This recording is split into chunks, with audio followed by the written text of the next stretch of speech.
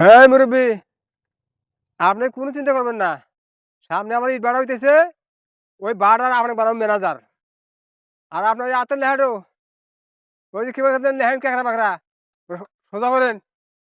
তুমি যে কথা কইতেছ লেহার কথা, এটা হলো মিনাজারি না দেওয়ার কথা। তার কারণে এখন তাহলে ওই লেহা ঠিক মতো লেখবার গেলি তাহলে স্কুলে নতুন করে আমার বুড়া বয়সে ভর্তি হওয়া লাগবো। লেহা যেমন তখন আপনি কম্পিউটার চালাতে পারবেন না। এই কম্পিউটারের কথা বাপু আমার জীবনে কইবারও ভাব না, চিনিও না, ওর দরকার নাই।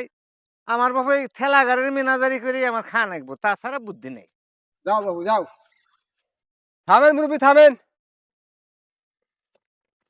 এই যে দেখেন এই যে দাগ দেখা যায় না, হ্যাঁ দেখতেছি তো। সমস্ত সম্পদ আমি কিনে নিছি। বাবু, কও এত জায়গায় যে কিনা ইট বেড়া দিবেন, টিয়া কোনে পাইলেন?